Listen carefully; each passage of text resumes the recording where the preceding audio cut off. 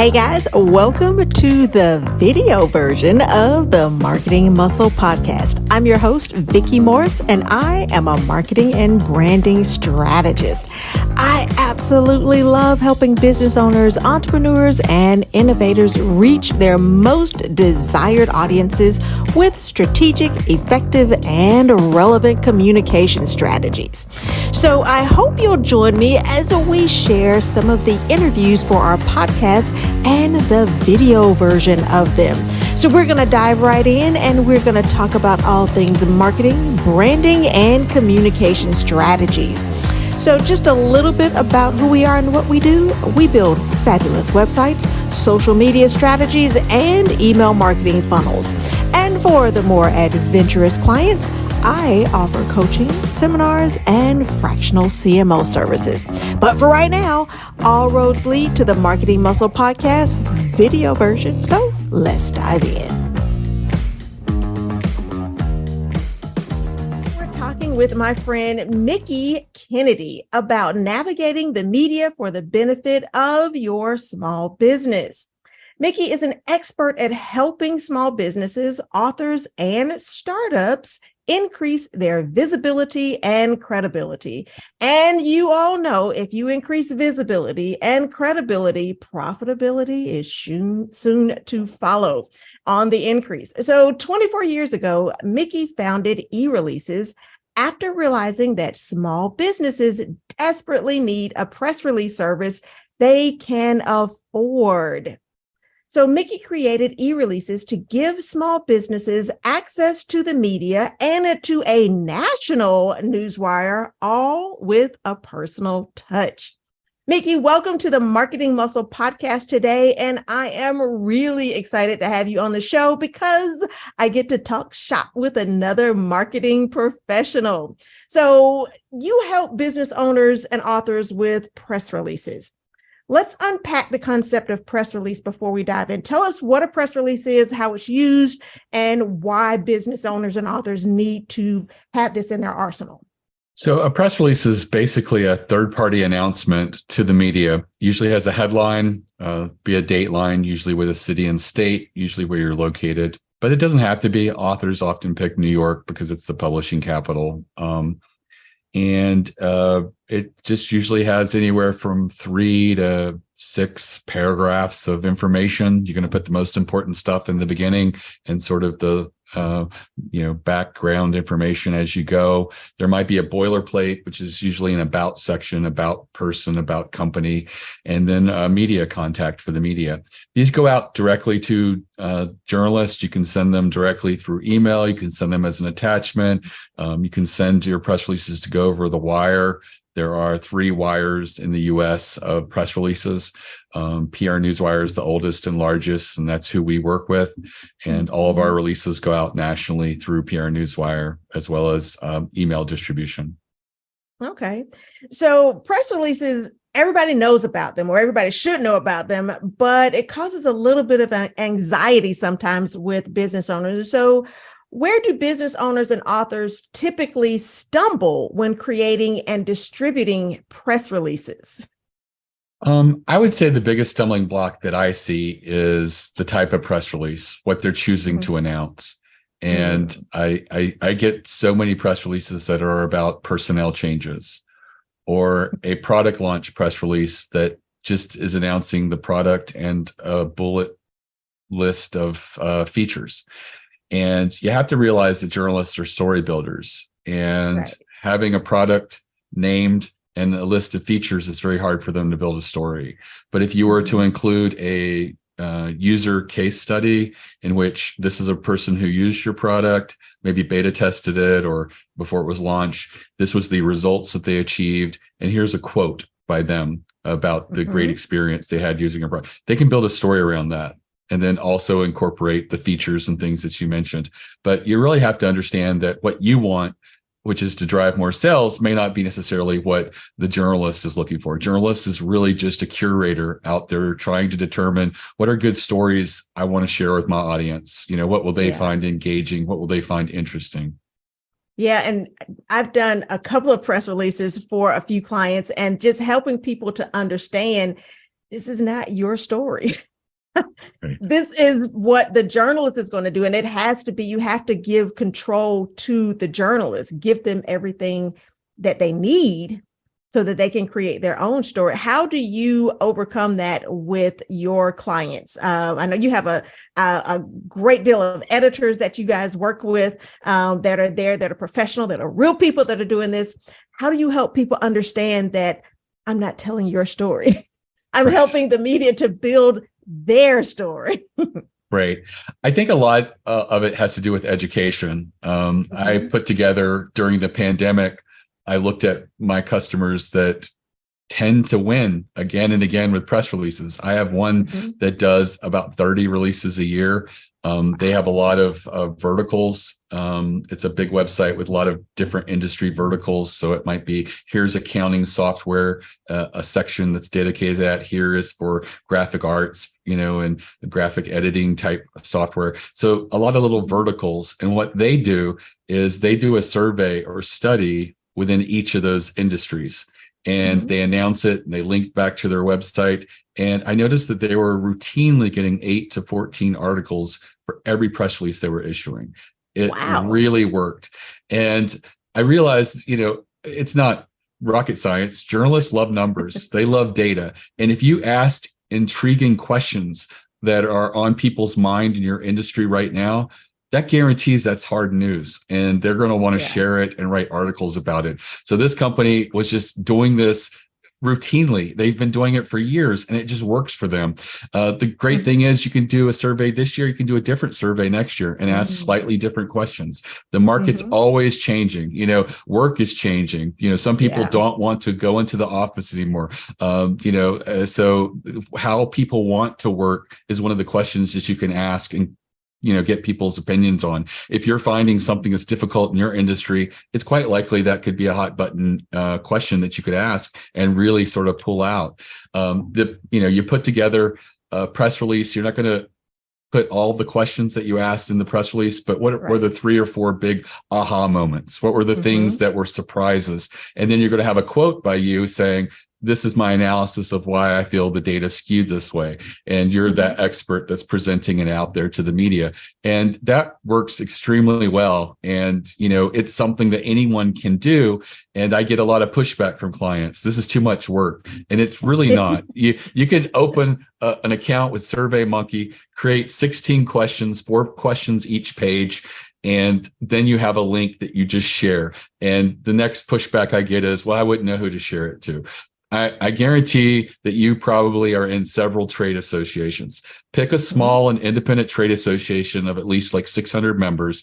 Ask if they will send that link to their members in exchange for you mentioning them in a press release you'll be issuing over the wire. The small and independent trade associations love this because it's an opportunity for them to get exposure as well. I have had some pushback and say, could we co-brand the survey? I don't see that as being a problem. Here it is, you're aligning yourself with someone that's really recognized in the industry. So really try to create it a win-win situation. And then once they send that out, either through email or social media, or sometimes you can get them to do both, get your responses and start collecting the data. The big thing is ask really cool questions. Ask questions that if you were at a trade show right now, what would you ask your colleagues? Like, hey, have you noticed that, payables is now going 120 days and longer for certain clients, and they always paid within 30 to 60. That could be a question you could ask in the survey. Put your most important questions initially,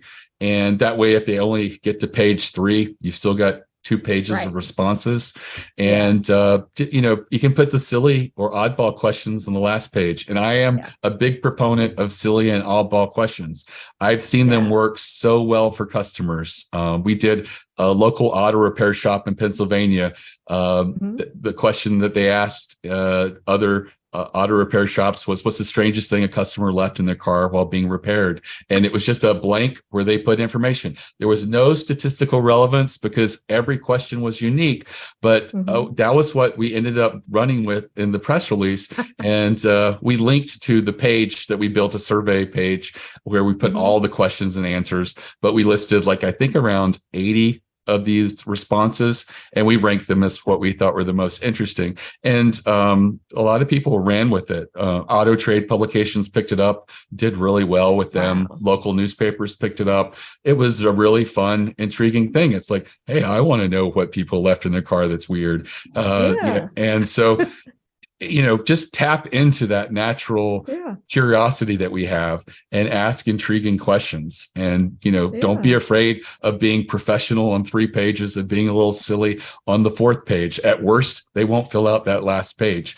but you never know which one's going to be the one that when you get the responses will say, I think I could build a really interesting press release around this. Yeah, that's cool. And you never would think about, doing a survey. Well, that didn't cross my mind about doing a survey. If you're in an industry, doing a survey about your industry and, using that as, setting yourself up as an expert in that industry and promoting that on a press release. That is a really simple, really cool idea.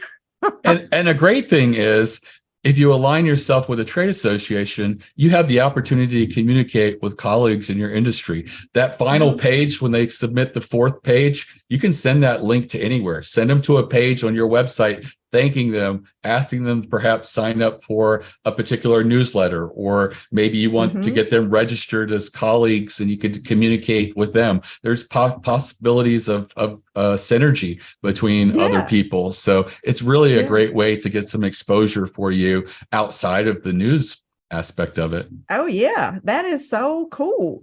So, okay, so my next question, USP, unique selling proposition. That's something that those of us who are in the marketing world, we deal with all the time. And I know if you are dealing with a startup or a small business or even a book author, sometimes they don't understand what that is. So give me your Mickie definition of USP and how you break that down to your customers. Right. So USP is basically, what do you do that's different than everybody else? What defines you? What differentiates you? And I will talk to customers all the time. They're like, oh, we're just like other people. We just sell golf clubs. They're really good golf clubs. And I'm just like, no, you have to have a USP. It can be anything. It could be, great customer service. It could be, quick shipping. It could be training videos that you have for members on your website. If they buy those clubs, they can learn how to hit a particular iron very well. What is it that makes you different from everybody else? Because I guarantee that if you are just a commodity like everybody else, you will eventually have to compete solely on price, and you will eventually lose because people are willing to keep going down and down until there's no profit left. Yes, that's what I like to call the race to the bottom. And I don't want to be in that race. Right. Yeah, so that is cool. So that's a great starting point. I guess for any type of marketing that a business wants to do, you need to understand what makes you unique, what makes you stand out, what benefits you have that are going to be attractive to people you want to work with. So how do you help entrepreneurs hone their unique selling proposition to make them irresistible to the media? How do you pull that out of them? Right. So basically, it's by talking to them and communicating and getting them to develop an elevator pitch about who they are really succinctly and how they're different than everybody else. I work with a lot of startups. About a third of the people that appear on Shark Tank use us to announce their episode before it airs. The producers recommend us. And what they do really well is they have their elevator pitch down and they know what they're doing that's different in the marketplace. And it's not that they're on a national show, which certainly doesn't hurt, but they have really understood that they're going to get just a few minutes to communicate who they are and what they're about. And you need to act with that urgency and that directness and really define who you are and how you're going to differentiate yourself in the marketplace. Yeah, and that's really good because if they've got that elevator pitch down, that helps you developing their press release. That also helps them when they're going to other marketing events, they're talking to people, they're going to networking events. So having that really good elevator pitch that, really grabs that attention in 30, 60, 45 seconds or whatnot, that's going to be a really good starting point for them to launch into so many different aspects of marketing their business and communicating their brand. So I think that's really cool that you're helping them to develop that elevator pitch. So that's a really good starting point. So how do you get the press releases in the right hands? How do you get past gatekeepers? And I kind of know the answer to this because I've been snooping around on your website, but tell us about how you get the press release to the right people and get it to the right audiences.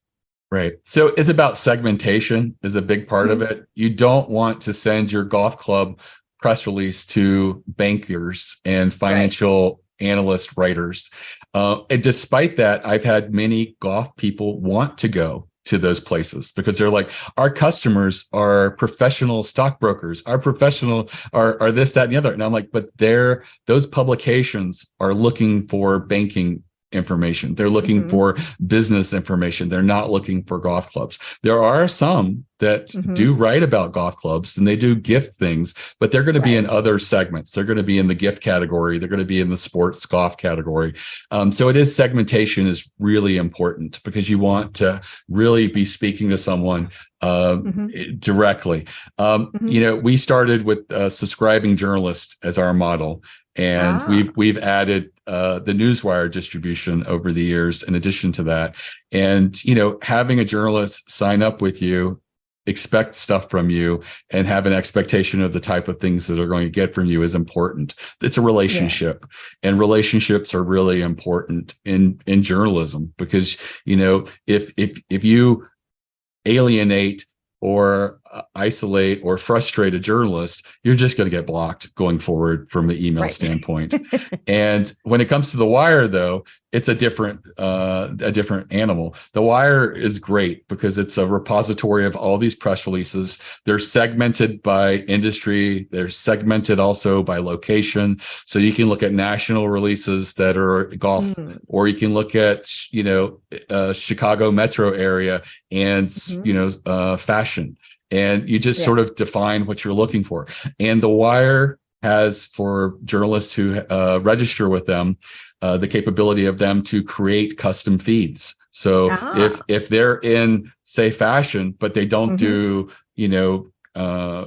big box retail, but they're like in high fashion, they can create parameters to exclude or include releases. And then it picks them up and shows them.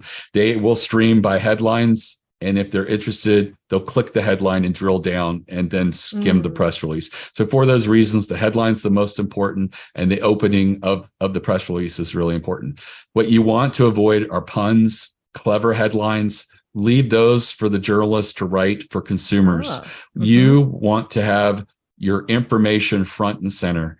If you have a clever pun of a headline that doesn't explain the context of what this is about, a journalist is not going to waste their time clicking through to feel, is there a punchline here, or is this relevant to me? So you really want to just use regular language. It's not elevated language. I tell people the only place that you have to have elevated language in a press release, or could, is in a quote, where you say something that can't easily be paraphrased. And that is the magic to a quote. You want to say something that's so great that a journalist is like, if I paraphrase that, there'd be a loss of the art. Something would be taken away. So I want to ensure that we put that quote front and center. And a journalist can build a great story around an amazing quote. So really don't take those for granted. So many look like they've been written by committee. They're safe. They're not saying anything. The language used is flat. And it's such a great opportunity for you to stand out. And you really should take that opportunity with the quotes. That's the one place I feel like you can really have some elevated language. Yeah. Well, that's really good. I really like that. Another question that I had: how does your process work? So, what's the start of the process? What is their first assignment? What's the middle of the process, and how is it getting pushed out? Right. So I'm going to recommend anybody who's interested in press releases to start with my free masterclass. It's going to give you an audit of your business or you, and the newsworthy types of press releases you could be doing. It goes through the types of press releases that work, so that you're not looking at a personnel change press release, because I have a page of 150 press release ideas that you could do a press release about. Probably most of them are not strategic or newsworthy. So start with this masterclass, and it's at eReleases.com/plan, PLAN. It's completely free. It's less than an hour. And I guarantee that anybody who's open to press releases starts there. They'll be starting with the types of press releases that are meaningful, that do get media pickup and result in those articles that you're ultimately looking for. Okay. And so when you are putting together a press release and you're your team, you have editors and all that, do you suggest people have links in the press release? Do y'all put links and you have images attached with them? I know when I've done press releases for the local media for different clients, I know what different reporters want. And so I give them that. Sometimes they want images, sometimes they want B-roll. How do you guys, what is your suggestion on that? And what is your philosophy on putting all those things together? I think that having a link or two is great. If you have the link to your website, and then maybe if you're talking about a specific product, having a link directly to that product. You really don't want to overdo it beyond that, right? Unless you have a really compelling reason. I see people try to put their Facebook link, their LinkedIn link, and it's just overkill. You really want to be selective with what you do. Images are great. Photos are wonderful.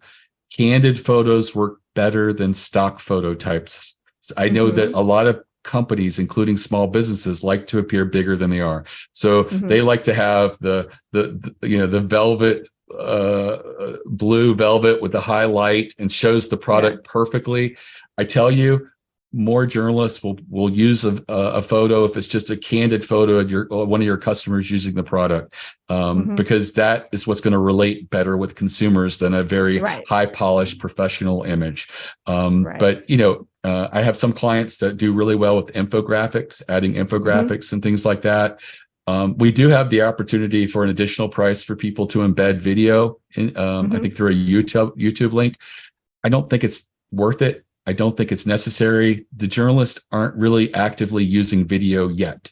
I think that's going to change over the next 5 years. But currently, I do see a lot of people paying for video and then not getting a return on it. No video was used. Nothing was selected.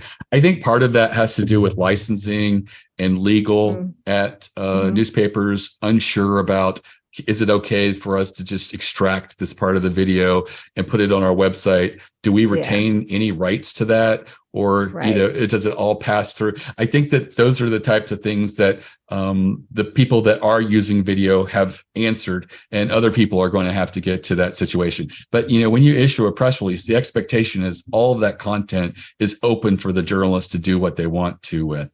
And so I think that has to be taken into account. But a lot of people are just playing really safe for the moment. Yeah. Now, I was looking at your startup story. We all have a startup story of why we do this.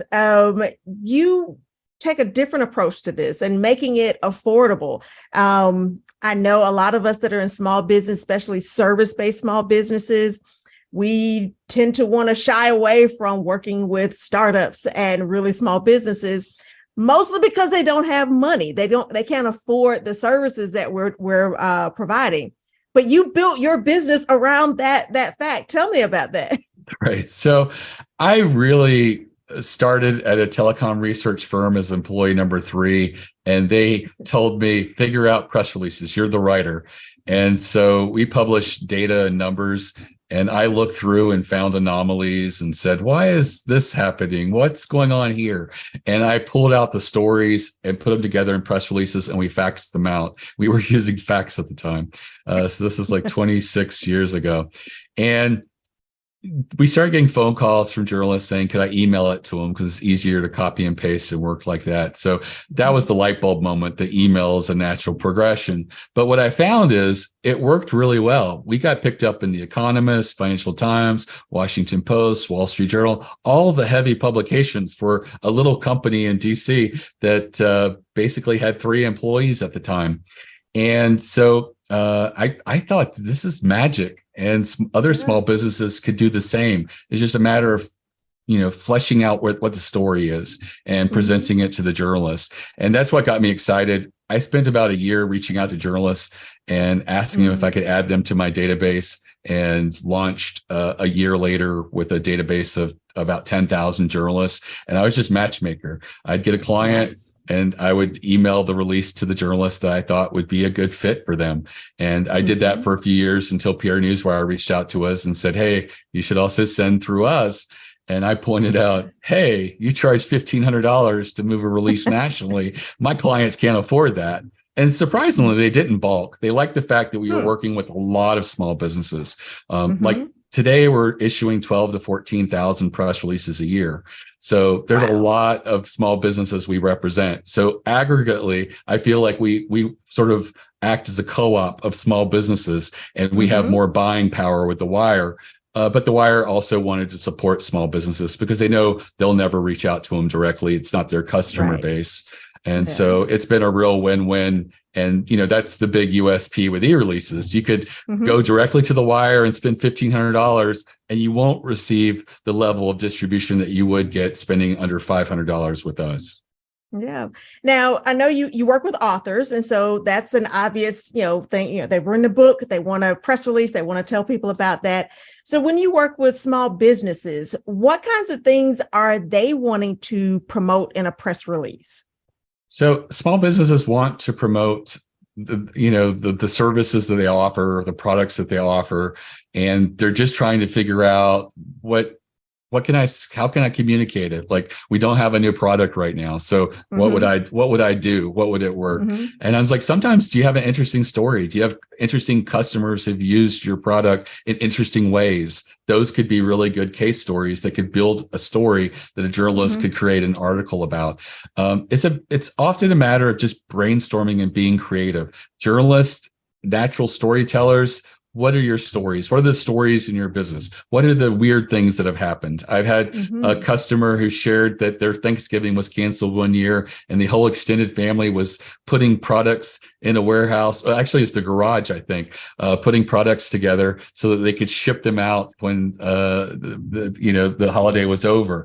And I had them share that story. They didn't want to. They're like, people will think we're unprofessional. People will think, we don't have our act together. And I'm just like, this was part of your story, where you came from. This is one of the vulnerabilities and obstacles you overcame.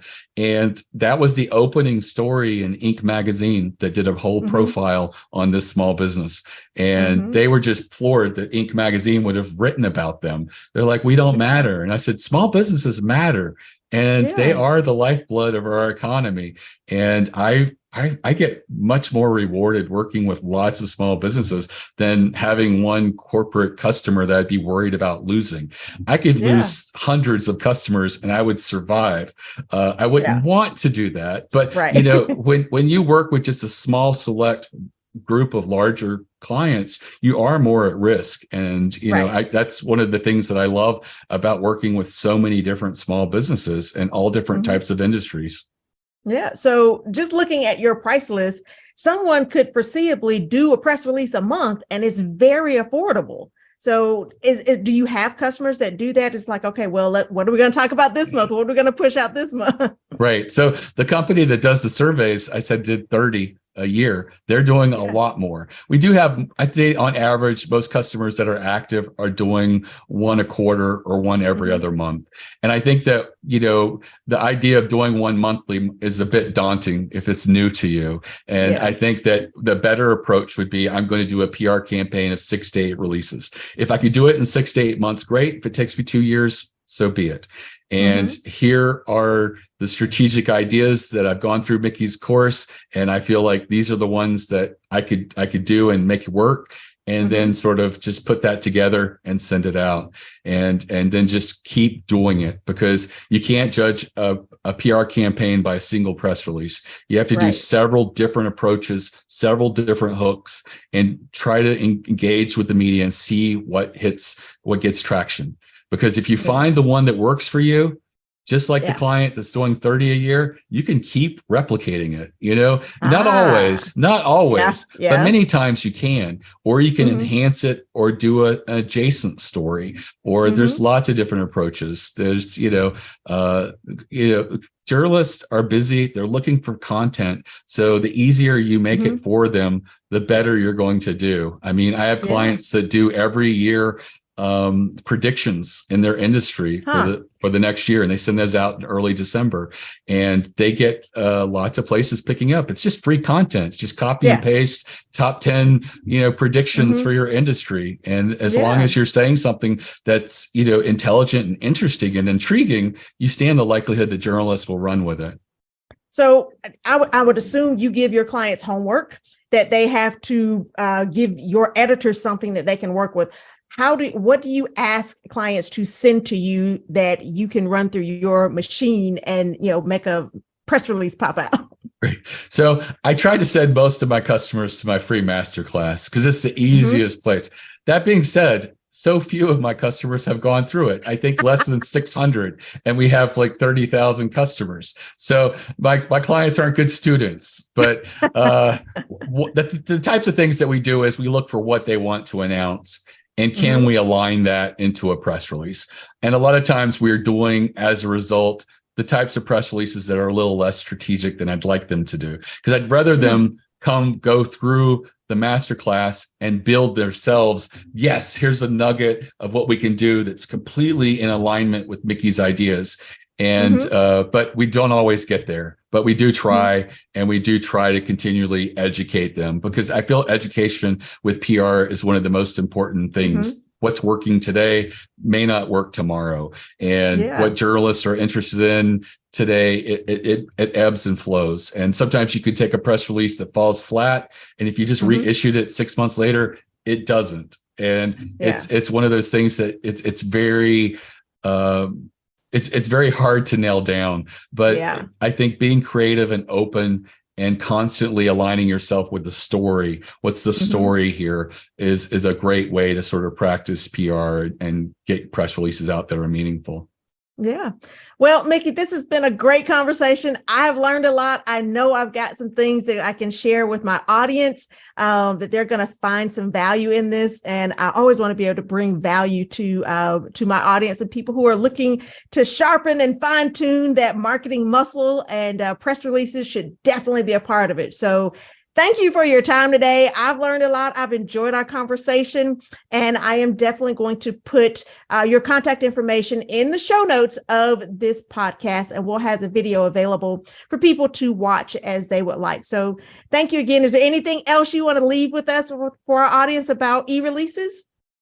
No, the only thing I would like to say is that, as a small business, so many people feel they're not important enough for media attention. And the fact is, journalists don't like to spotlight large, well-funded companies. They know they can advertise. They know they can market. They like to curate little small discoveries. And so being small, being a mom and pop, being a home-based business is an advantage. It's not a detraction or a deficiency.